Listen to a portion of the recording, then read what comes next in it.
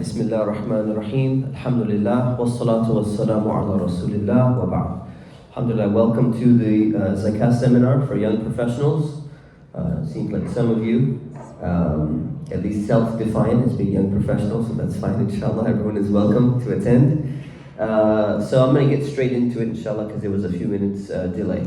So let's begin with Zakah. So what exactly is Zakah? What's the definition of Zakah? Who can tell me? How do you define Zakah? Anybody? Yes? Purification. Not so much linguistic, like Islamically. What is Zakah? Your annual charity. Annual charity, okay. Anyone else? Better definition or more specific definition? Obligatory alms. Obligatory alms, okay, or obligatory charity. That's good. So basically like an obligatory charity, a mandatory charity that every single Muslim needs to give, which is about 2.5% on your wealth every single year. That's in a nutshell what Zakah is. Now what are the benefits of Zakah? There are a lot of benefits of Zakah. We look at it from a different perspective. So first of all, Zakah helps those people who are in need.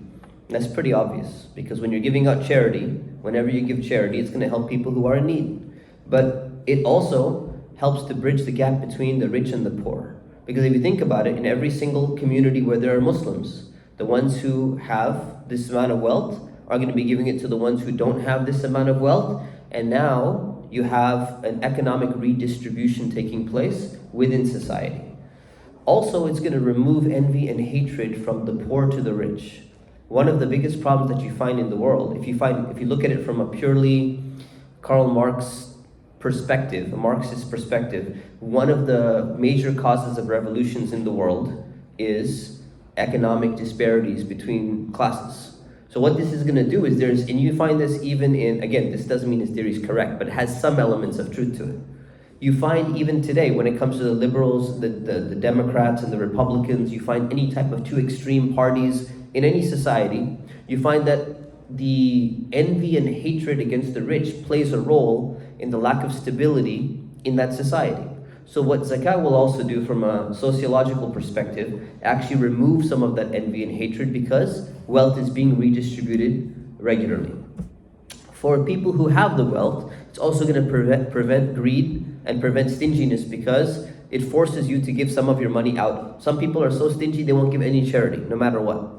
This mandates the minimum amount of charity that has to be given by every single Muslim. So it gets them into the idea of they have to be giving something, whether they like it or not. This is a requirement, it's not an option. Also, it purifies your wealth. So when you have wealth, if you give your zakah, your wealth is going to be purified, which basically means it's not like your dollars become cleaner or something like that. It means that there's going to be more blessing in what you have. If you have a lot of money and there's no blessing, if you have you stole that money, you made that money through drug trade or something like that, there's not going to be much blessing in your money. So when you spend it, you think you're going to get happiness, or you think good things are going to happen with that money. Actually, you find out that people with a lot of wealth, if it's not blessed by Allah, you'll find that wealth doesn't actually help them very much, even though it's a lot in quantity. So it blesses the person's wealth as well. What it also does, this is very important for young professionals in particular, is it teaches you, or actually it pressures you to invest your money. Because if you're a Muslim and you make money and it just goes in the bank or it sits in cash at home, 2.5% of your wealth is going out every single year. And that's not counting inflation. So add another 2.5% or 3% for inflation. Your money, if it sits in the bank, every year it's going down by about 5%, which means that if you want to just make sure that your money is even staying as a proper savings, you need to be investing that and aim for at least a minimum of about 5% return annually, which is a pretty reasonable return given safe investments and all of that. So it gets people into the mentality of don't just put your money in a safe deposit box. Don't just put your money sitting in the bank account, because you can't collect interest anyways as a Muslim. But you need to invest that wealth. And when you invest that wealth, what does that actually do? It recirculates wealth within society. So it actually helps society to be more functional, rather than the wealthy people just hoarding onto their wealth and not letting it recirculate within a society. So there's a lot of benefits to zakah, and also has the potential to eradicate poverty from the world if people would pay their zakah properly. So let me give you an example, right? So there are 2,640 people in the world that are billionaires. If you calculate all of their net worth, I think Elon Musk is number one in the world in terms of his net worth. If you calculate all of their net worth combined, it's $12.2 trillion. This is as of last year's stats. $12.2 trillion. Now, that means if they paid zakah on that money, it would be, anyone calculate in their mind? I don't expect you to. It would be $305 billion of money that would have to be given out to the poor. Now you calculate that $305 billion every year is going to be distributed to the poor. How many people live below the international poverty line? The international poverty line is $2.15 per person per day. If you have less than that, if you make less than $2.15 per day per person, you're below the international poverty line. There's 897 million people in the world who live under the international poverty line. If you were just to redistribute the $305 billion to the people who are under the international poverty line, what would happen? That's what zakah has the potential to do. And that's only less than 3,000 people paying their zakah. Again, these are not Muslims mostly. So, but if zakah was paid correctly, it would eradicate and eliminate poverty in all parts of the world where Muslims are there. Very simple system. Alright, so that's the benefits of zakah. The importance of zakah. Zakah is mentioned in the Quran 82 times. That's a lot. Means it's very important. 32 times it's mentioned alongside prayer. Allah says, and pray, make sure you pray, and give your zakah. So that means zakah is as important as prayer in the life of a Muslim. So it should not be taken lightly. It should be taken very, very seriously. The same way you don't skip your prayers, you don't skip your zakah. The same way you don't delay your prayers and pray late. You don't delay your zakah and be like, I'll just pay it next month. It's not a big deal. No, it's a big deal. It's a really big deal. And also there's so many warnings from Allah in the Quran about those people who don't pay their zakah. And from the Prophet, peace be upon him, the people who don't pay their zakah, that wealth, that money used to be in gold and silver form. It will be heated up in fire and it will come and actually will be basically attacking them on the Day of Judgment because they didn't pay their zakah that was due on them. It's a lot of very graphic scenes to warn people about how serious zakah really is. Who needs to pay zakah? Okay, so the people who need to pay zakah, number one, adults who are Muslim need to pay zakah. That means children don't have to pay zakah, even if they have some money. But it also means that a wife is independently responsible for paying her zakah. Children who become adults, they're responsible for paying their zakah. So they can't say, you know what, I thought my dad was going to pay it for me. Or if a wife says, you know, I thought my husband was going to pay it for me. Or if a husband is a little bit lazy and he's like, I thought my wife would pay it for me. It shouldn't be happening because that's a double problem actually. We'll talk about that counseling later on. But everyone is responsible individually for paying their own zakah. Second thing is that you must own the minimum amount of productive wealth to pay zakah. And this is called nisab. Now nisab is a pretty important term. Like some terms you should know in Islam. Like you should know what Salamu Alaikum means. Like if you just say peace be with you all the time. Like that's an Arabic word that you should memorize, like a statement. You should know what wudu means. We can't be like ablution, you know, all these other weird terms that come out there. Some Arabic terms are worth memorizing. This is one that's worth memorizing. It's called nisab. Because it's so hard to translate in English. Nisab means the minimum amount of productive wealth that you need to pay zakah. It's just hard, just say nisab, it's a little bit easier. But anyways, nisab means if you have more than this amount of money, you're considered to not be poor, Islamically. And if you have below that, you're considered to not be well off. If you're above that, you pay zakah. If you're below that, you receive zakah. Very simple. That's what nisab is. So if you have over the nisab, you're going to be paying zakah. Now what is nisab? It's 85 grams of gold. If you calculate what is 85 grams of gold as of today, it's $5,917.70. So if you have more than that amount of money at home in cash, plus the money you have in your bank and all of the money that you have, then you are above nisab. You are basically in the category of you're supposed to be paying zakah. Okay? But you actually have to have had this last year as well. So if you had this minimum amount, the nisab, last year, which is a lunar year, which is 354 days. Like Ramadan to Ramadan is 354 days. It's not 365 days like the solar calendar. So if you had this amount, if you had over 85 grams of gold last year, and you have over 85 grams of gold this year, you must pay zakah on the amount of money that you have right now. So if you have $10,000 right now, and you had $6,000 last year, you pay 2.5% on $10,000 as a requirement. Okay, so that's the way it works, and you have to have full ownership of that wealth. Meaning, if let's say you have stocks which are not vested in your company, you don't have to pay the zakah for that. If you have RSUs, reserve stock units, for example, as part of compensation of your company, but they have no market value because your company is not publicly traded yet, or the company has not been sold, and they have no value, you're not able to sell them to anybody, then you technically don't own them, they don't have any value, so therefore you don't have full ownership of them. So whatever you have full ownership of in terms of your wealth, you will be paying zakah on that. So these are the requirements for paying zakah. Next, how do you calculate your zakah? Okay, the first thing you do is, let's say the first time in your life, you are supposed to mark the first date you meet the minimum amount. So let's say, for example, let's say Yusuf is 9 years old, right? How old are you, Yusuf? You're 9? He's 9. So he's 9, and let's say he starts programming, let's say he starts doing some coding, and he's making like JavaScript games and apps, and he's selling them on an app store somewhere, and he starts making money. And now he just made $500, and he made another $500, and his friends are buying all these games, and he's up to $5,300 in his account because he's been selling his apps, and he's 14 years old now. Did he meet the minimum threshold yet? No. Let's say now he sells the next app for $500, and he just gets to $5,950. Is he above? He's above. The moment he gets above, he's going to put that date in his calendar. He's going to open up his calendar, he's going to write down, this is the first time in my life I got above nisab. I'm almost at $6,000. He's going to write that date down, the Islamic date or whatever the date is, and now he's going to wait 1 year. And now he's going to keep on coding, he's going to take some of that money, he's going to invest it in the stock market, and he's going to buy, some company. Yusuf, what company are you going to buy?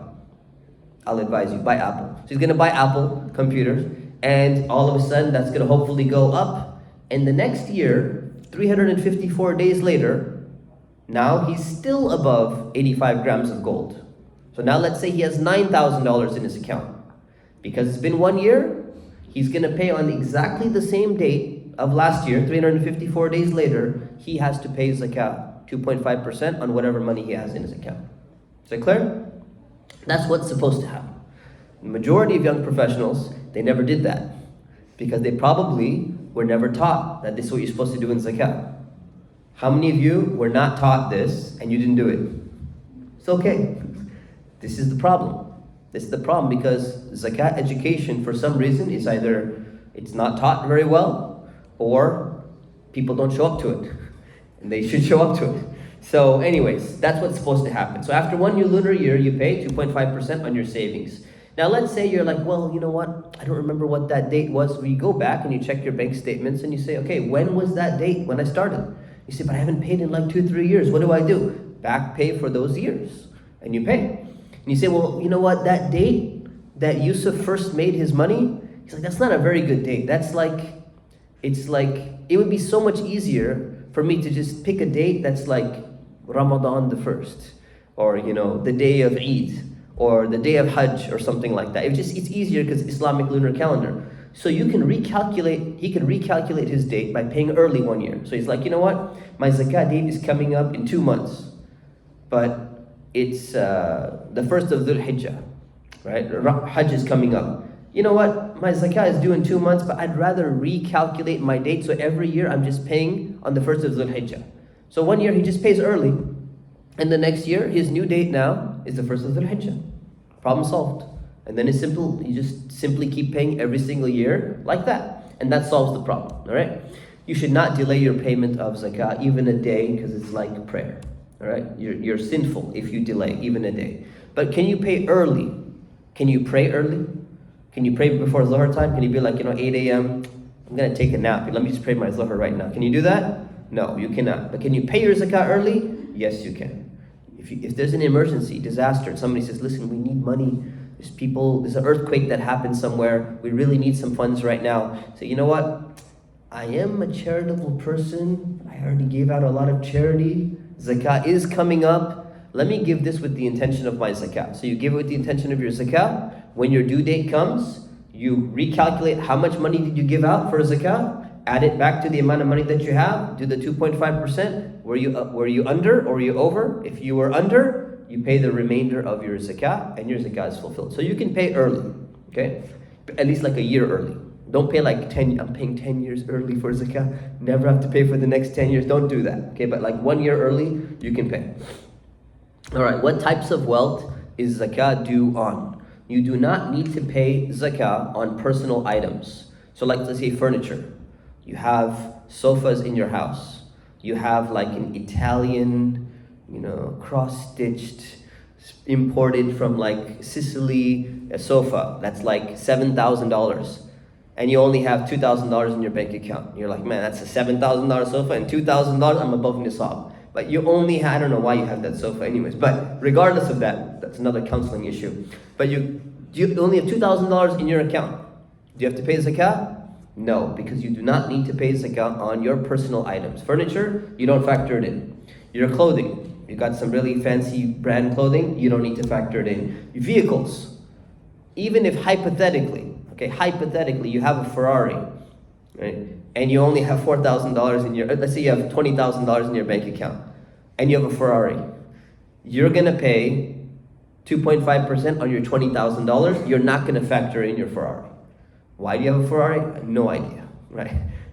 Counseling issue again. But the point is, it doesn't matter what you own. So if you own wave runners and jet skis and ATVs and all sorts of recreational vehicles or whatever it may be, and you're not trying to sell them, it's really for your own personal use, you don't have to factor that in for zakah. All the books that you have, if you've got a lot of books like me, weapons, you have like a gun collection, or in the past people used to have different weapons and they were very expensive and all that, you don't have to factor all those things because they're for your personal use. You're not selling them, all right? But zakah is due on 4 things. Number 1, the currency, meaning the money that you have, cash, bills, all of that, and your bank accounts. Number 2, your merchandise that you have for sale if you own a business, and your investments, and agricultural products if you're a farmer. Any farmers in here? No, I've never had a farmer in a zakah workshop. So we're going to skip that entire part, which is actually takes about 2 hours to go into detail. So that's great. Livestock, again, if you own, does anybody own 40 sheep by chance? Nobody? All right, never had someone. Good. You skip another 2 hours worth of zakah, so this is going to become a much shorter seminar, because anytime you go and you study Islamic law in like a seminary or an Islamic university, guess what? More than half of zakah is on agricultural products and livestock. Because that's what it used to be in the time of the Prophet, peace be upon him. This was a major form of their wealth. Now we can skip that part and only focus on the first 2. That is currency and bank accounts, merchandise for sale and investments. That's all that's really relevant today. All right, so wealth in the form of money, currency and accounts. You're going to go and you're going to calculate all the coins and the bills and the checks that you have written to you and your bank accounts, savings accounts and checkings accounts and everything like that. And you're going to calculate all of that. You have to pay zakah on it. Any money that you set aside, you say, I'm setting this money aside for marriage. When I get married, I plan on having like a $20,000 beach wedding in Santa Barbara, and I put that in a special envelope and it's under my bed. That money is reserved for when I get married. Too bad, it doesn't matter. You still have to pay zakah on that money. I hear this all the time. Say, but I have money for school. I have money that I'm saving up because I want to be paying my school fees and I have so many fees coming up. I understand that. But that's your money right now and you haven't spent it yet. You want to prepay in advance? Prepay the money to the school. It's not your money anymore. Now you don't have to pay zakah on it.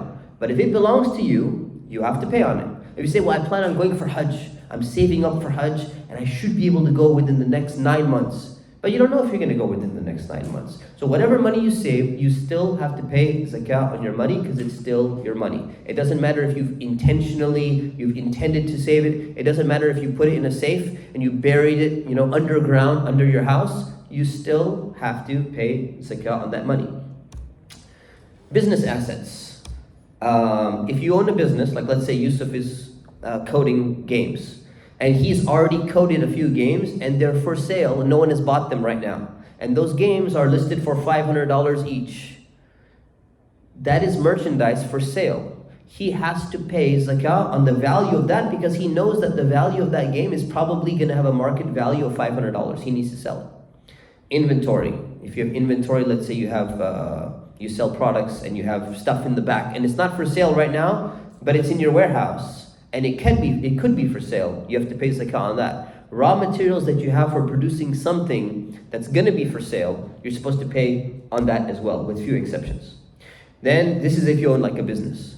Receivables and currency. Receivables are, oftentimes when you do business, you sell something to people and you say, you know what, you can pay me within 30 days or you can pay me within a week or something like that. You know this person's going to be paying you within that amount of time usually. So you have to pay on the receivables because you already sold the product. So you're not considering it merchandise that you're going to be paying zakah on, but this person owes you money and they're going to pay you within a few days. You have to pay on your receivables. You also have to pay on the currency that you have in your bank account. So let's say Yusuf's doing all these coding, right? So he's got like 3 games listed on his app. So that's $500 each, that's $1,500. He's going to pay zakah on that. And he's got $6,000 in his bank account for all the money that he sold. His business has both of these things. You add them together and you're going to be paying zakah on both of them. What he's not going to pay zakah on, what you're not going to pay zakah on if you have a business. Fixed assets. So let's say Yusuf buys a brand new laptop to do his coding. The laptop, let's say he buys a super crazy expensive laptop. It's like $5,000. And he's got the super mouse and he's got the big screen and everything. You do not have to pay zakah on that because that is being used for the business. It's not something he's selling. So it's like personal use, but for the business. Machinery, you don't need to pay zakah on. Equipment, you don't need to pay zakah on. Payables and uncollectible debts, also, you don't need to pay zakah on them. So you can subtract your payables, things you need to pay. So let's say he bought the laptop, but he hasn't paid them yet. He's going to pay them in a month. But he already received the laptop. He has to pay that. So he can subtract that from the amount of his zakah. Uncollectible debts. He knows there's a few customers that won't pay him. They've been waiting. They're just not paying. They say, oh, I don't have the money. I don't know when I'm going to have the money. You don't have to pay on those. So receivables are different from uncollectible or likely uncollectible debts. Next category is investments. So if you purchase anything with the intention, primary intention of eventual resale, zakah is due, right? So let's say what does that mean? Like let's say I buy this phone, okay? I buy this laptop. This is for my personal use. Am I eventually going to resell it? Yeah, I mean, when it gets old and I want to buy another laptop, I'm going to resell it. But was my primary intention of buying the laptop to resell it, or primary intention was to use it for myself? Use it for myself. But if I have a business and I buy 5 laptops a month and I use them a little bit, but I keep on selling them whenever I get a chance to people and I make good amount of money from it, that is a business that I'm doing. Every single one of those laptops, every single one of those phones that I'm buying, I have to be paying zakah on because it's merchandise and it's business that I'm doing. Basically, that's why I bought it. I bought it to do business, even though I used it a little bit. My primary intention of buying it was for resale. So that's what an investment is. Let's say you buy a vintage car. Let's say you buy an old Ferrari I keep using Ferraris. Let's say you buy an old Lamborghini. Let's mix it up. Buy a Lamborghini from the 1960s. Okay, like an old vintage Lamborghini. And you're like, your intention could potentially be one of 2 things. I like vintage Lamborghinis. I like old cars. I don't. I'm just giving you hypothetical. I like newer cars. But anyways, buy a vintage Lamborghini. I like the old style cars. They're just so cool. And this is the car that I want to drive. And I work on it every weekend and I just enjoy that. Is it personal use or is it investment? Personal use. You don't pay zakah on it. If I switch my intention, I said, man, these old Lamborghinis, I know people that will pay an arm and a leg for this. I'm gonna buy one of these and I'm gonna keep it in my garage, keep it super clean, keep waxing it and everything, and I have a feeling in 5 years I could sell this thing for double. Intention is personal use or investment? Investment. I need to pay zakah every year of those 5 years on the potential market value. So I go check, hey, what could I possibly get for it right now if I were to sell it? You got to pay zakah on the market value of that car every single year, because my intention is different. Your intention can be personal use, your intention can be investment. And guess what? Allah knows your primary intention. So you need to figure out what your real intention is, and then you need to decide what you're going to do. Stocks are in the same category. Stocks are investments, you buy them. Most people buy stocks for the purpose of resale, hoping that the stock goes up, and then they're going to resell it. So you got to pay zakah on your stocks at the market value. So you're going to pay on the market value every year on all of these investments.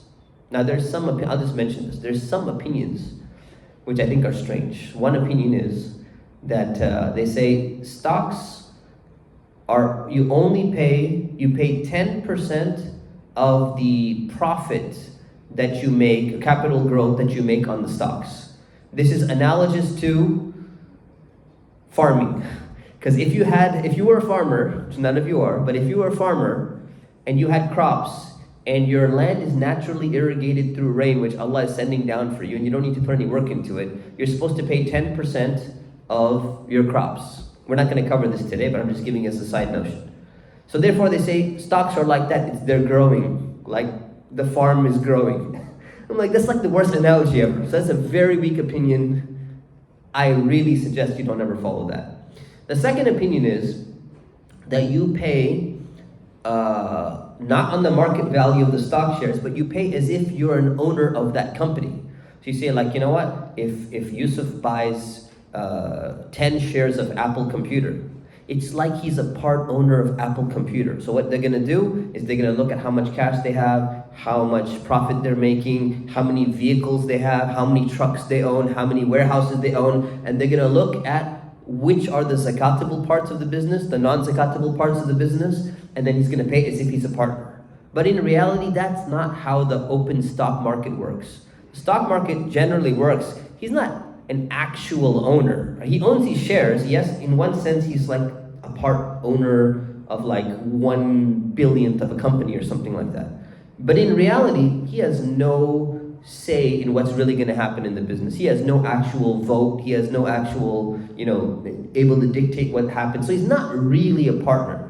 So when it comes to stocks that you're buying on an open market, they should be treated as merchandise. If you own a company, like let's say you own 10% of Apple Computers, and you're a major shareholder, you're like Warren Buffett, and you go in and you buy out a company like a major shareholder, and you actually have a real influence over what happens in the company, then it makes sense to say, I'm an actual partner and I'm going to be paying like an actual partner.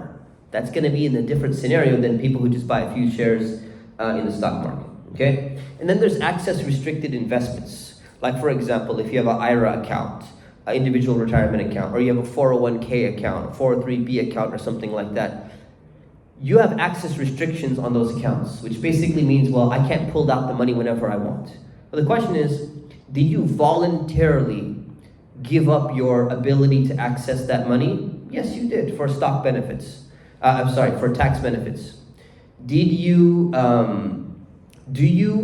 is the person who is managing your portfolio inside the 401k or the IRA, do they have the potential to have access to switching from one stock to another stock or something like that? Absolutely, they have access to it.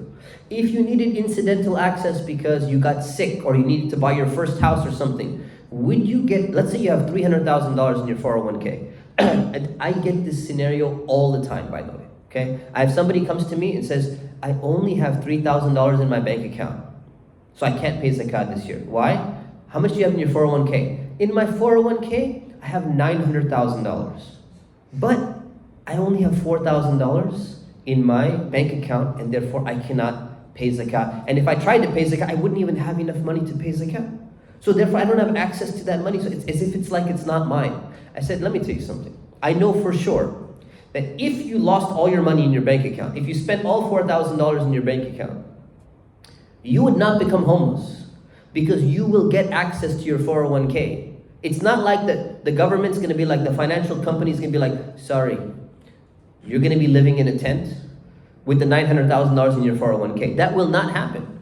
You get access to your 401k based on certain criteria and factors in exceptional circumstances, like important medical bills, buying your first house, switching, transferring over to jobs, doing a rollover, whatever it may be. So you are still rich. This is not an excuse to be like, well, I don't have access to the money. I hear this all the time.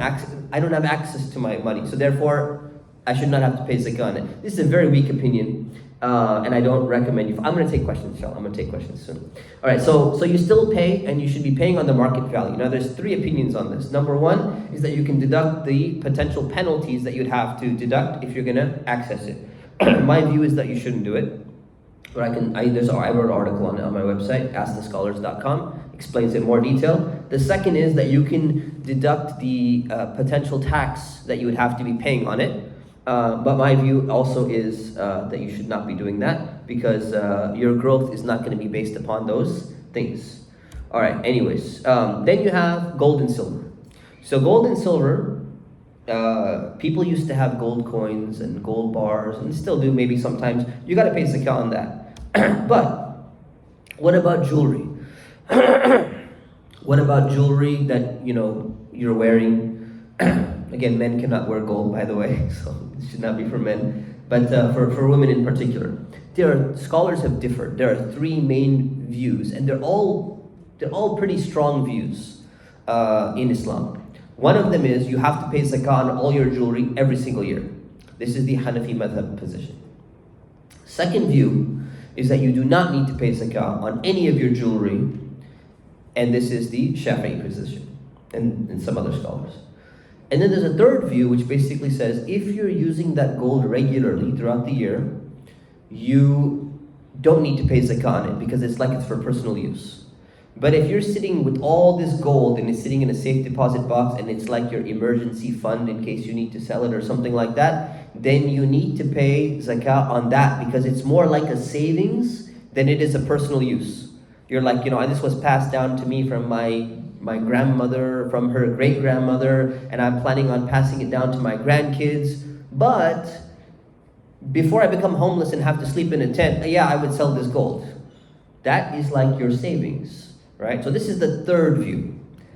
I slightly lean towards the third view, theoretically, intellectually, but I think if you're well off, it's safer to just pay on the jewelry every single year.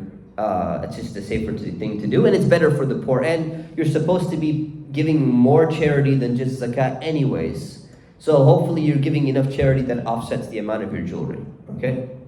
That's my general view. All right, next is debts and loans. So long-term debt.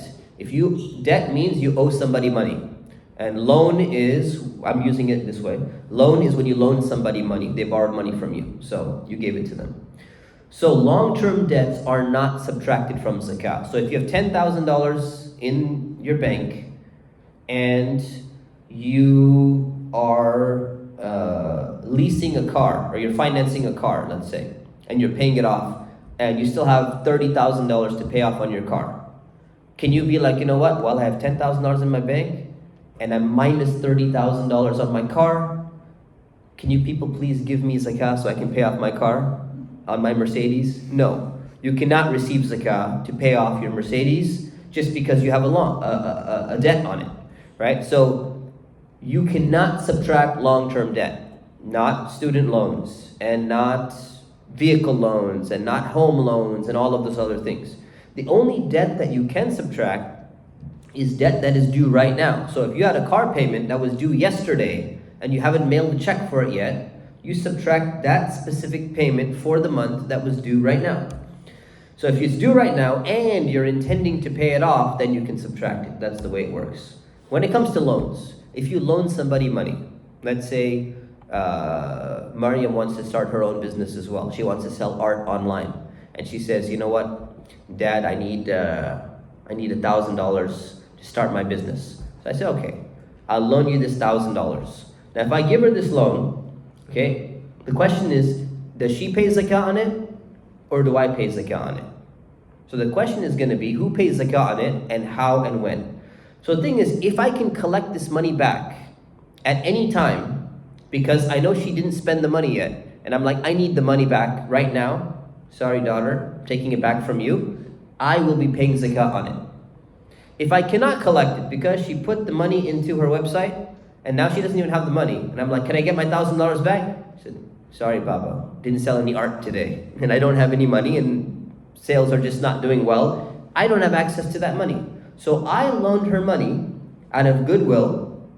Obviously, I would not loan my own daughter money to give it to her. But if I give it out of my goodwill, and then what happens is I'm not collecting interest on it, and let's say she pays me back 5 years later.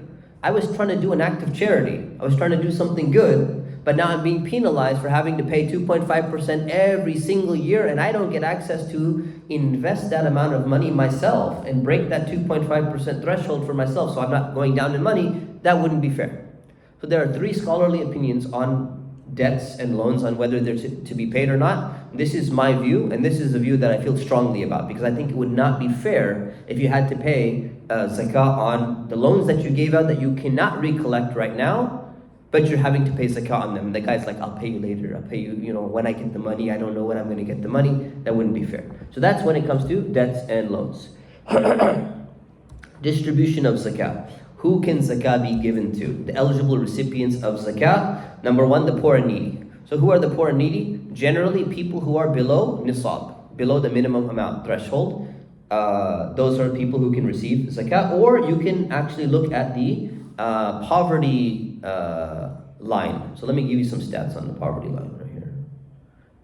In the United States, the family poverty threshold in 2023 was $13,788 per year for a single individual under the age of 65, $27,479 for a family of 4 with 2 children under the age of 18. All right, so this is just approximate poverty guidelines. If somebody's living in there, most likely they're qualified to receive zakah, even if for some reason they're above nisab. If they're below nisab but they're way above this, you probably want to prioritize giving the zakah to people who are both below nisab and below this poverty threshold, if you have the ability to distribute it to them. Number 2, people employed to collect or distribute zakah. This was mostly during the time of when there's a khalifa and there's an Islamic state, but I'm not going to get into the details of this because this could potentially be abused by saying, you know what, I will redistribute zakah on your behalf. You can give it to me and I have some friends, but I'm going to take my 20% cut because according to the Quran, I am employed to distribute zakah on your behalf. So you got to be very careful about that, but I won't go into too many details. Number 3, people whose hearts need to be softened towards Islam. This was in the beginning of Islam, during the time of the Prophet, peace be upon him, when they would give zakah to people who were either enemies of Islam or new to Islam, and they needed to kind of, be pacified in their hearts because they were wavering because Islam was not very powerful. When Umar ibn al-Khattab became Khalifa, he said this doesn't apply anymore in our circumstances in our time. So majority of scholars went with this opinion, but it can potentially, play a role. Number 4, slaves who are able to purchase their freedom. Does anybody know any slaves by chance? No. So we don't know any slaves, so this doesn't really apply today. Number 5, people who are in debt. In debt for their Mercedes? No. People who are actually in debt, like they really need to pay off their debts, and they need to pay it off now, those people can receive zakah. Because what you do is, you look at how much money you have, and you subtract the amount of debt you have, you're eligible for zakah. Number 7, for the defense of Islam and Muslims. So to actively support like jihad or something like that in the past. Now it's hard to make that determination nowadays, but that's the way it was, like soldiers and stuff like that, fighting for the cause of Islam. And number 8, someone who doesn't have access to their wealth, like a traveler that is stranded, and they have money, but they don't have access to their money because they're in a foreign land, right? That rarely applies today. There's always, what is that called, like MoneyGram, and what's the other thing where you send money? Western Union, yeah, Western Union. And now you got cryptocurrency, you got so many other ways to transfer money over. All right, distribution of zakah. You cannot give your zakah to someone who possesses the nisab unless they're really in need. Let's say they have like 27 children, right? And like, I think Sheikh Muhammad, his family actually had 27 children. So it's pretty interesting. But anyway, or like I think he had more than 27. Anyways, the minimum amount, if they have above it, you're not supposed to give it to them. So if they're well off, you can't give it to them. I just had somebody ask me recently, like literally yesterday, this was a question. So you know what? I want to give my zakat to somebody and she's really poor and she just doesn't have any money and she's struggling. Can I give my zakat? But she does have like an entire safe deposit box full of jewelry, but she's saving that for her children and she doesn't want to spend any of that. What's the answer? No, you cannot. I'm sorry, as sentimental as that jewelry is, she needs to sell some of that jewelry and take care of her own needs. Right? You can't imagine someone like homeless in a tent and sitting there and they're like, but this jewelry is going to be going to my grandchildren. I know it's sentimental, but no, that's not the way it works. All right. You cannot distribute zakat to another cause, even if it's on behalf of the poor. So the Hanafi position, which I think is a safer view to try your best to follow, even if it's not intellectually the strongest position, is you're supposed to make sure that money goes to the poor and not a cause for the poor. So for example, say we're building a hospital for poor people, and poor people will benefit from the hospital. But what if rich people also benefit from the hospital? You can't do that. Also, let's say you say we only allow poor people to come into the hospital. Okay, I get it, but you spent $10 million building the hospital for poor people. If you would have distributed that $10 million to the people themselves, would they have waited for the hospital to be built, or they would have bought food for their family? They would have gotten, started a business. They would have done something right now with that money. So the general principle which should be followed, it's not a strict principle, but let's just say it's a general principle, is that you're supposed to kind of give your money into the hand of that person at some capacity. Like it should reach them directly rather than indirectly. So you don't use your zakah to build roads. And you're like, the poor people will benefit from this freeway connecting two cities. I know it'll benefit them. Yeah, it'll benefit them, but that's not the way that zakah is supposed to be working. You cannot give zakah to non-Muslims because they don't pay it either. You cannot give zakah for something where any benefit comes back to you. So if you give zakah to the masjid, and then the masjid has air conditioning on, and then you benefit from the air conditioning, you're giving it back to yourself. You cannot give zakah, and you say, you know what, there's this guy who works for me. Let's say Yusuf, is working for a computer company, and he's poor. And they say, you know what, I know Yusuf is poor. I'm gonna pay his salary from my zakah money. You can't do that because he's working for you. You can't be like, he's gonna fix my wall, he's gonna fix my toilet at home, and I'm gonna pay him zakah money. No, you took a benefit from that. So you cannot have any benefit returning back to you. Now there's another scenario we got to be a little bit careful about. Let's say I own a pharmacy and I sell medicine, and I say, you know what, I know there's a lot of poor people who need medicine, and they really need, if I gave them money, they would definitely buy some medicine. So you say, you know what, you come to my pharmacy and I will use my zakah money to buy the medicine and give you the medicine that you need. Allowed or not allowed? Not allowed. Why is it not allowed? It's one simple twist here. Because you're buying the medicine from my pharmacy, and I'm locking you into buying it from me. If I gave you the money, so you could buy it from anywhere you want, and say, you know what, the other pharmacy, it's half price. No, but I'm using my zakat to buy medicine for you. What happened? You got a personal benefit. There's a conflict of interest. It's very important for zakah organizations in particular to eliminate conflict of interest whenever they can. Because it's very easy to sometimes accidentally get locked into a conflict of interest. Let's say, for example, I'm teaching Islamic classes. Let's say I take this zakah seminar and I put it onto Mustafa's Islamic University online. And I say, I know I'm selling it for $10. And I know there's someone who says, I cannot afford it. I say, don't worry.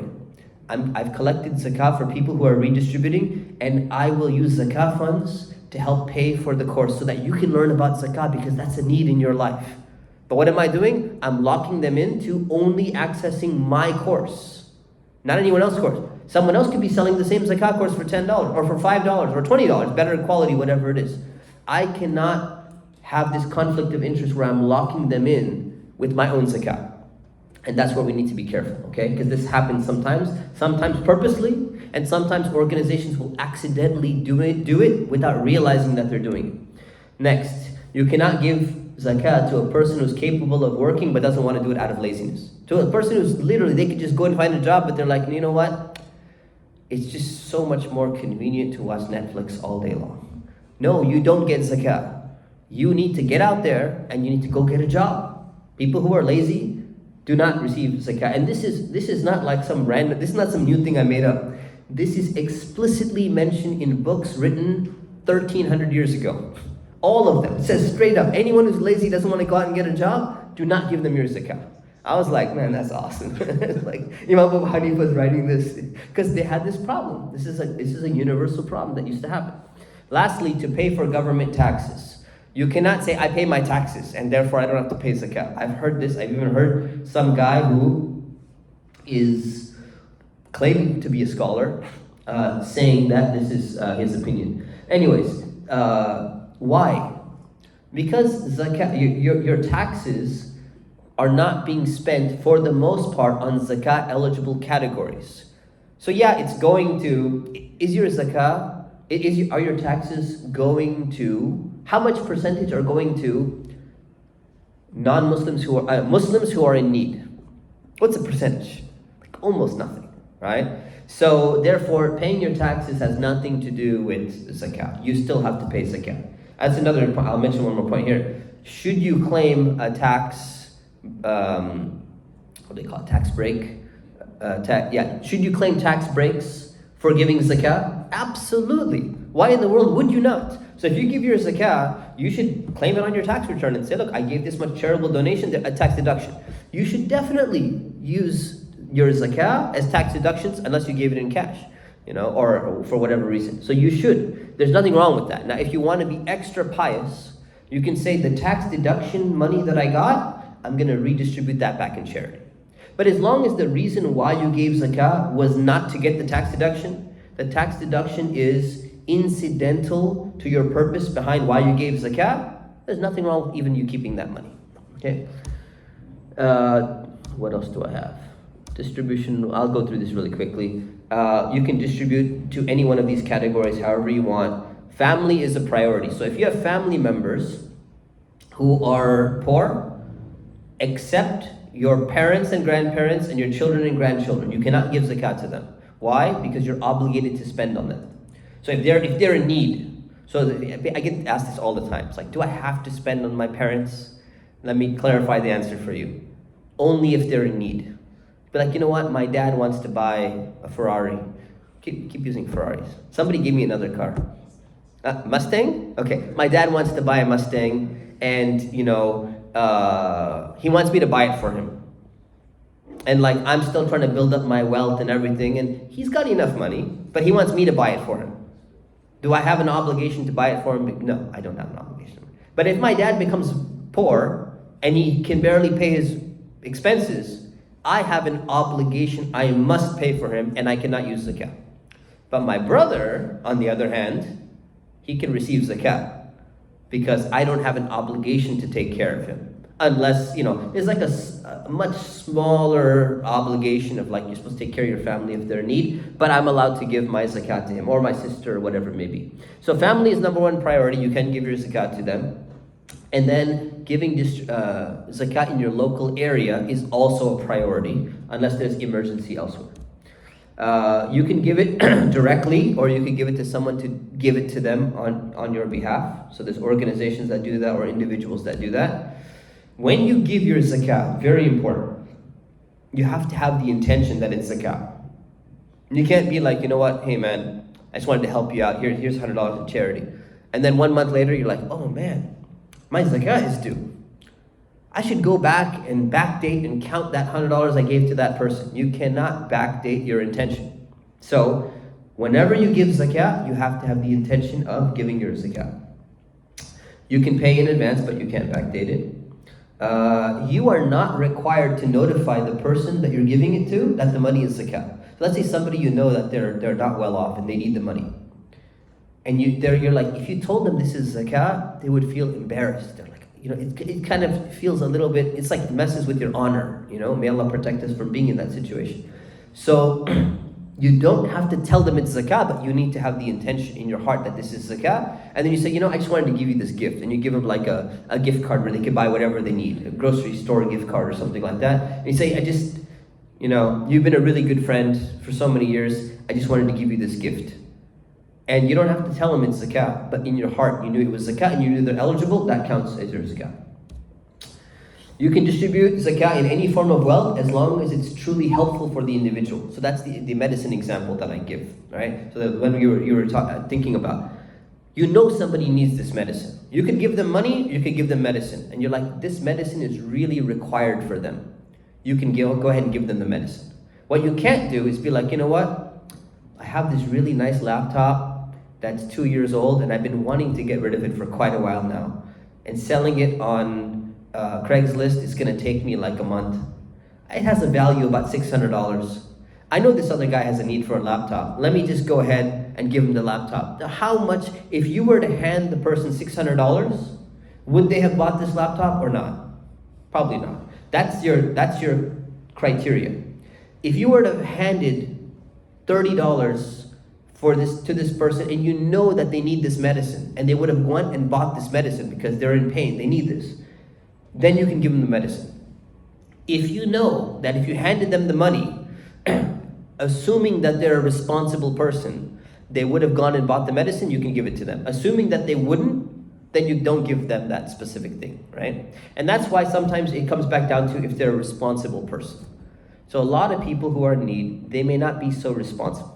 If you hand them $1,000 and they need to pay off their utility bill and they need to pay their rent and they need to buy some medicine, they need to buy some food, they may go out and blow that money before they even pay their bills. And that's a problem. In that situation, and you know that they're not responsible with money, can you pay their other needed expenses for them? Absolutely. Pay their rent, pay their utility bill, buy them medicine, buy them whatever they need so that they're not wasting that money. But what you don't do is you don't take it one step further and you start giving them your own laptop. You'd be like, you know what? I need to get rid of this $600. I don't need to put it on Craigslist. I don't need to put it on OfferUp or anything like that. No, don't do that personal benefit thing and don't be like, you know what? I really think you need, I don't know, what do people need? Can't even think of a scenario right now. You buy them something else that they don't need. Oh, I think, it would be really nice if you had this drone, it'll it's like drone camera or something like that. And you're like, this person, it would be really nice. It'll de-stress them when they play around with the drone. They don't need that. So you can only give them non-money if it will truly be helpful for that individual, okay? So that's the criteria. And you can pay zakah in increments.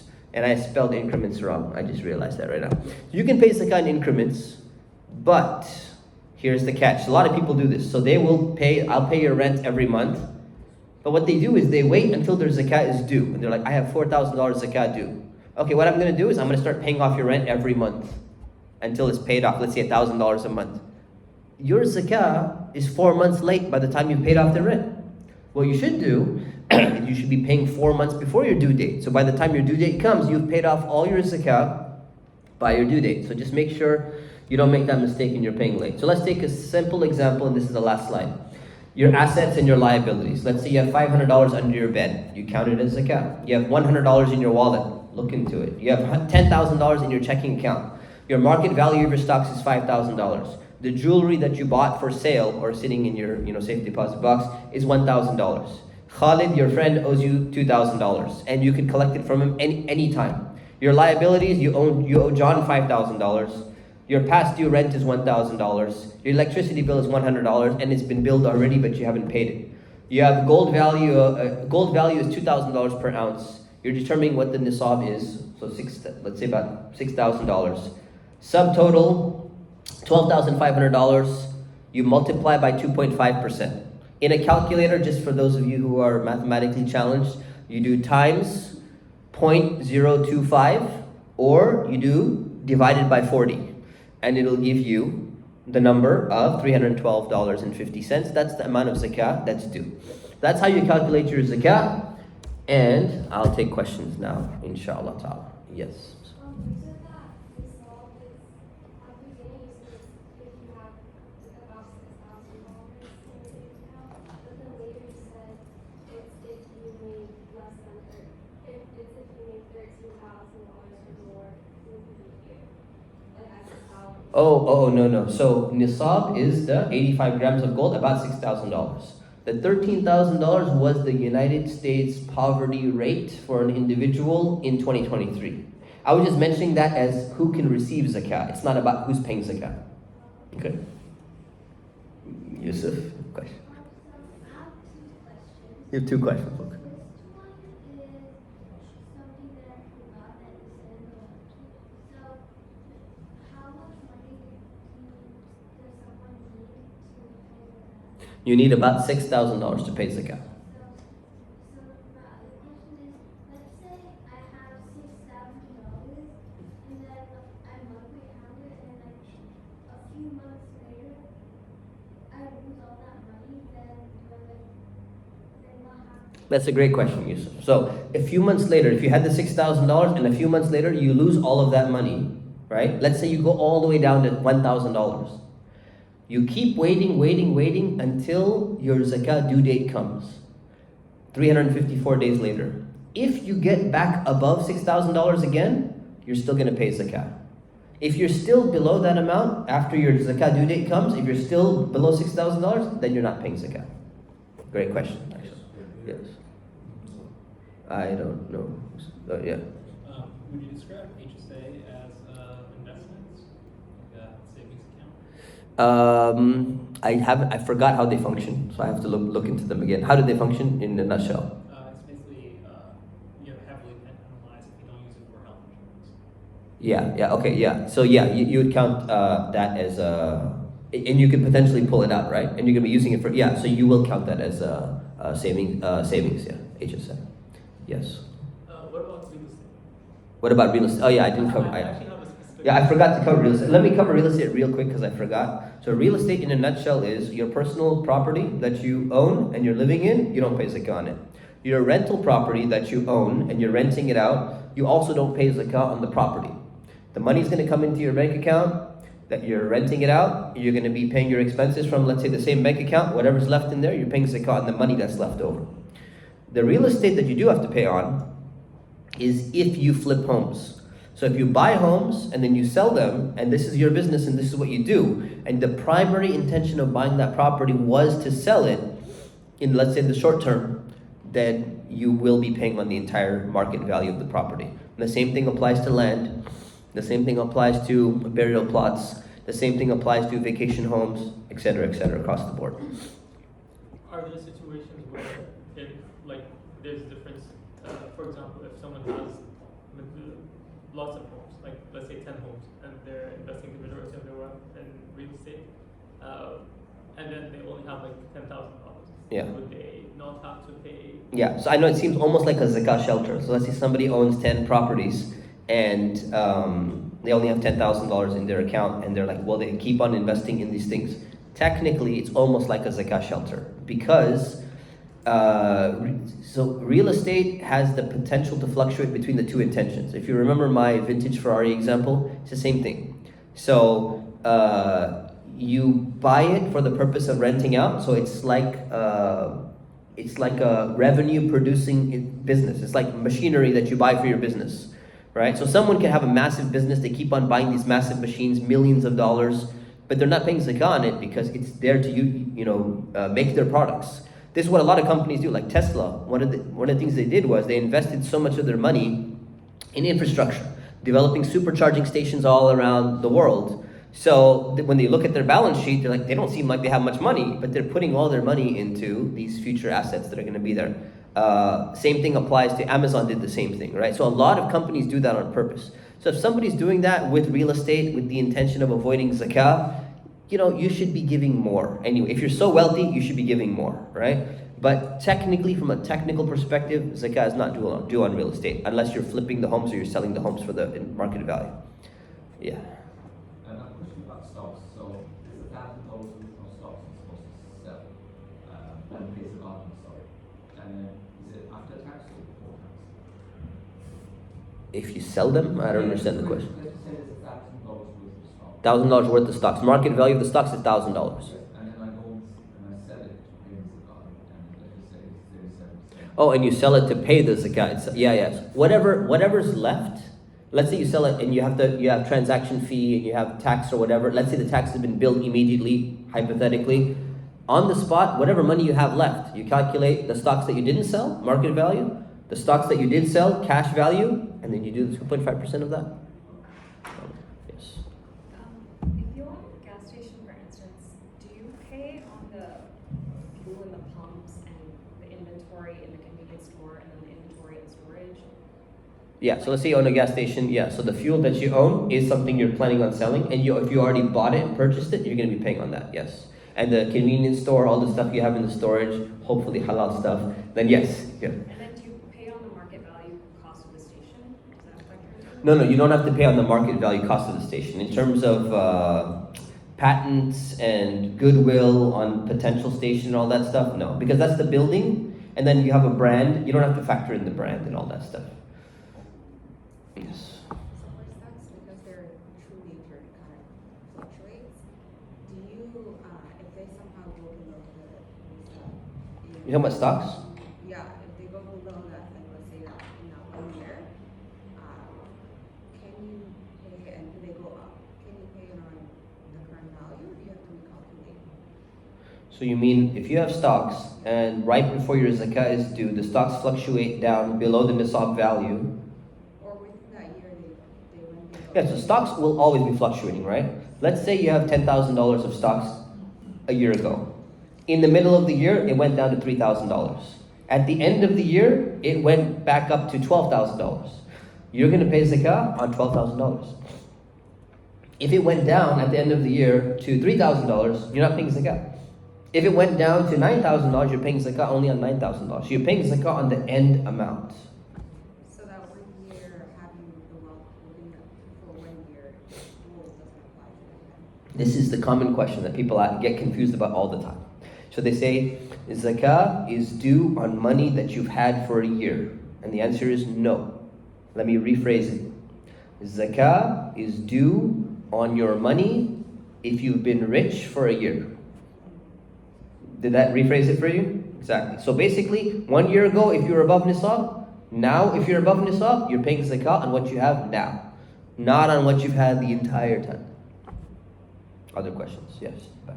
What's an example of what uncollectible debt? What's an example of what? I think on the slide it said uncollectible debt. Uncollectible debt. So let's say you sold something and somebody owes you this money, and you're like, okay, you can pay me in a month. Month comes by and you ask them, hey, it's been a month, are you paying me? Oh, I don't have the money. Next month, can you pay me now? I don't have the money. When will you have the money? I don't know. That's uncollectible debt. Yeah. Second one, sorry. If you're pre-approved for a home loan and you take out a significant amount, for example, to pay the car several thousand, sometimes you can become ineligible for the loan because of that change in your account. I'm assuming the best thing to do is don't go for an amount that if you were to take out several thousand, you become ineligible. Do you have any advice for that? Yeah, so when it comes to homes, or when it comes to basically any time you're going to get a giant lump sum of money for some reason, like let's say you sell a home.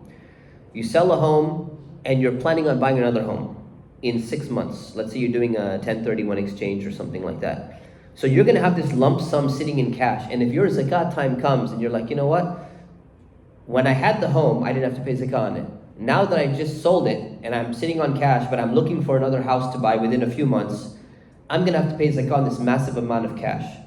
In this situation, what you can do is you calculate what's called a separate hawl for that amount of money. Hawl means passage of an entire lunar year. So because this is one rare lump sum of money that just came in and got converted for you, you will calculate a separate year, 354-day lunar year, for this amount of money. So like in the example of the home loan you're talking about, let's say you get $200,000 and you know this money is going specifically for something. That lump sum $200,000, let's say you have $87,000 in your bank account. And then you get let's say your family gives you a lump sum of $200,000 to buy a home. And you need to look for that home. It's going to take you 3 months and your zakah is coming up. calculate that $200,000 lump sum that they gave you as having its own 354-day lunar year period. And if it hasn't passed on it yet, if you spend that into a home, then you're not going to have to pay zakah on that money. Okay? Yusuf, go ahead. One more question. So let's say there was a 2-year-old kid that has $6,000, even though he's 2 years old, does he still have to pay? Great question, actually. So, it's a 2-year-old kid who has $6,000. Does he need to pay zakat? So, according to the Hanafi school, he does not. According to all 3 other schools, he needs to pay zakat on that. I actually lean towards the opinion of the Hanafi school where he does not need to pay a zakah on that because it'll keep eating up his wealth. However, I'm really glad you brought this up. But what a lot of people do is they'll put money into their child's account. They'll put money into an account and they'll put their kid's name on it. And they say, you know what, here's $50,000 and I put Maryam and Yusuf's name on it too. And it's got my name on it. And be like, this is their money. I've intended that this money belongs to them. And therefore, according to this view, I do not need to pay zakah on this money because it's their money, it's not my money. Here's the simple test.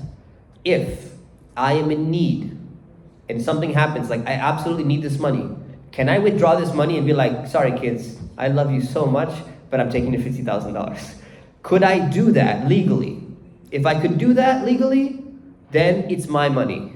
It's not their money, and I have to pay zakah on it. If I cannot legally do that because I actually have a trust set up and there's a guardian over this money and I cannot touch this money at all because it doesn't belong to me legally, then I don't need to pay zakah on it. Okay, so there's a little trick that a lot of people do. They're like, this money has been reserved for my grandkids. It doesn't belong to me. It's like an envelope sitting in a drawer somewhere, like $500,000. No, that's your money. If you needed money, if you have the intention does not matter when it comes to money. Let me just explain that very clearly.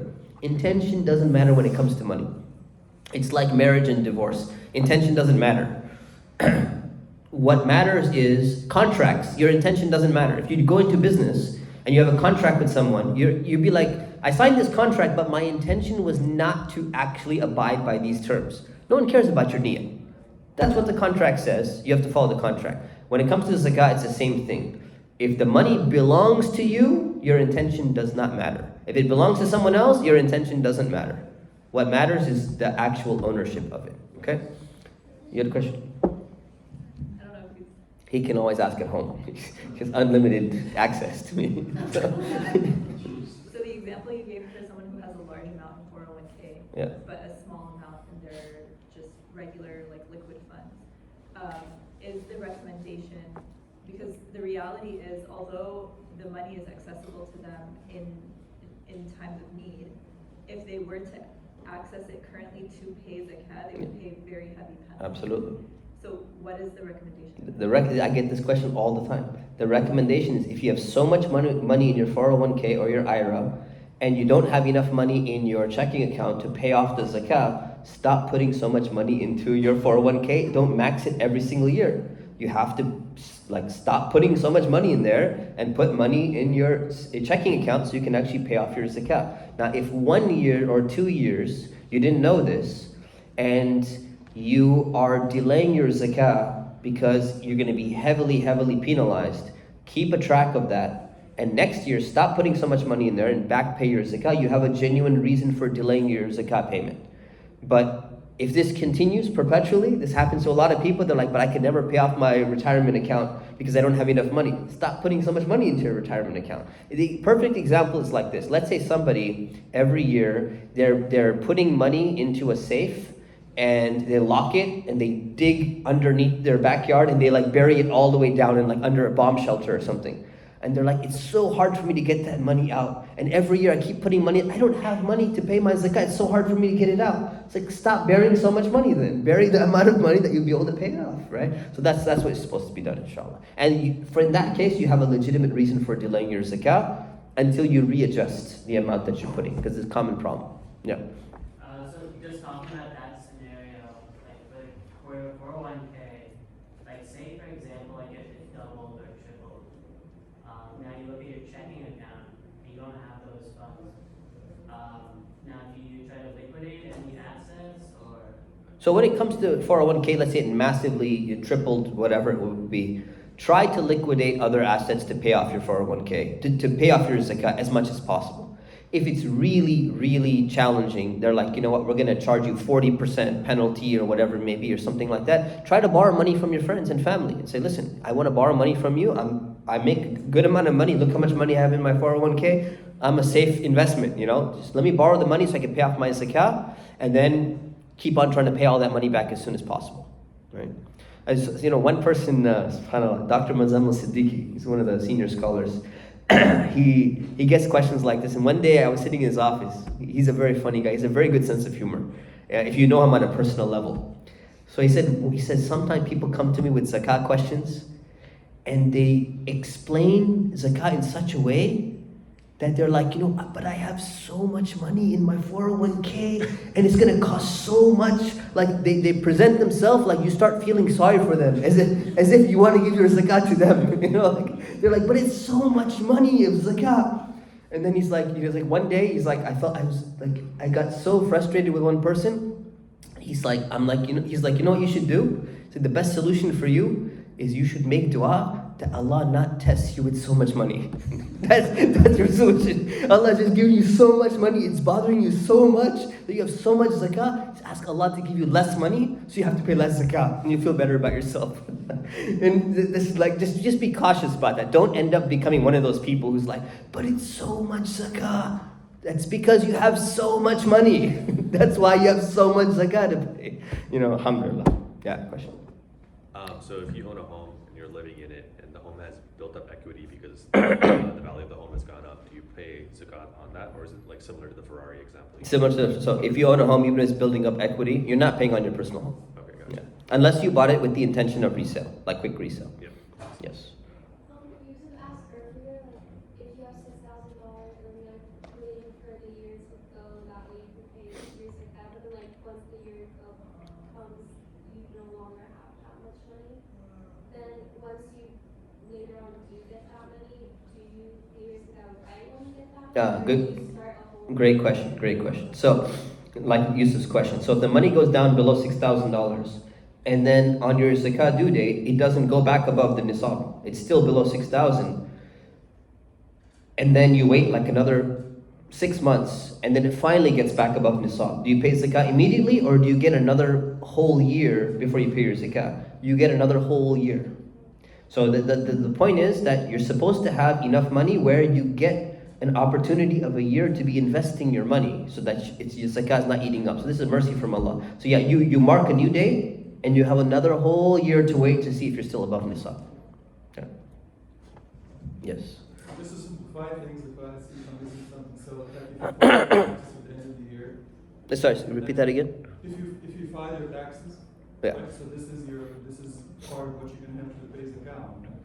And if you add to it the non-taxable assets that you have, and you do 2.5%, am I missing something here? Is that correct or no? You're saying paying your zakah with your taxes? No. So basically, You're saying like, deducting your taxes that are coming up. no, really, like to figure out the amount of money, the taxable, the zakat eligible money that you have. Zakah eligible money and taxable money is different, because taxes are income and zakah is savings. Yeah, but when you look at the end of the year, you're filing your taxes, and this is how much money I made, this is how much money I'm paying on my taxes, this is the amount that you pay the zakat. No, not at all. Because the amount that you pay your taxes on is the amount that you made. It doesn't matter how much you have left in the bank. And it doesn't calculate previous years. Your taxes don't consider previous years that have been sitting in your bank account. And your taxes don't consider how much money you spent. So taxes are completely different from zakat calculations. They almost have nothing to do with each other. The only thing you can talk about taxes is that if at the end of the year, your tax season's coming up, and your taxes are due, but you haven't paid them, but you know you're gonna have to pay them, you can subtract them if you can calculate exactly what they are, because they've already been billed. Technically, you owe the government. You can subtract that from your amount when calculating your final amount of zakat. Okay. Yes. Stocks that are part of your compensation plan and they replace some salary, is that considered merchandise? Yeah, so stocks which are part of your compensation, if they're vested, you have to pay zakah on them. If they're unvested, you don't need to pay zakah on them. So unvested means that if you leave the company right now, you will not get those stocks, so they don't belong to you. If they're vested, they belong to you, so you have to pay on them because they're your money. Yeah. If you're giving direct money as zakat to an individual who needs it, how do you establish and ask them enough questions to know that they're needy? Great. So how do you figure out if someone is really in need? How many questions do you ask them? You basically use your best judgment by neither asking too much nor investigating too little. There's no formula for it. You just kind of figure, just you look around, what kind of car do they drive? You ask maybe a few of their friends, what do they have a job? What kind of family do they have? What does it seem like? Do they seem like they're genuinely in need? If they're driving, some expensive car, or they're like, you see that they have a lot of money for some reason, then you'd be like suspicious, right? So, usually if they appear to be at some level to be in need, you can safely assume for the most part that it's okay to give it to them.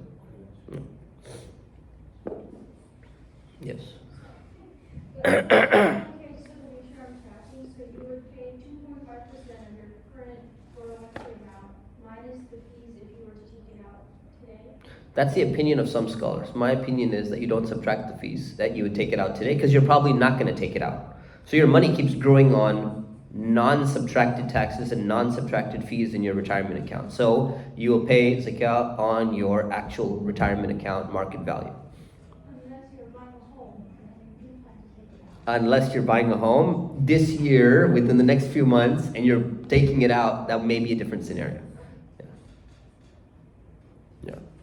Can you please repeat the mechanism of how do you pay early zakat and how do you? How do you pay early zakah? I have an article on my website, askthescholars.com, but super short answer is, let's say you pay $200 zakah 3 months early. And now what you do is you look at how much money you have in your account. So let's say you have $9,800 in your account. Because you paid the $200, it got subtracted. You add $200 back to the $9,800, and now you have $10,000. Now you do 2.5% of that. Figure out what the zakah is, and the $200 that you paid, subtract that, and the rest that you have to pay that much zakah left. Got it? Anything else? All right, we'll leave it at that. Great questions, and may Allah subhanahu wa ta'ala help us to be among the people who pay our zakah correctly and properly, and teach this information and this knowledge to other people who need it. Ameen. Subhanakallahumma bihamdik, ashhadu an la ilaha illa ant, astaghfiruka wa atubu ilayk. Assalamu alaikum wa rahmatullahi wa barakatuh.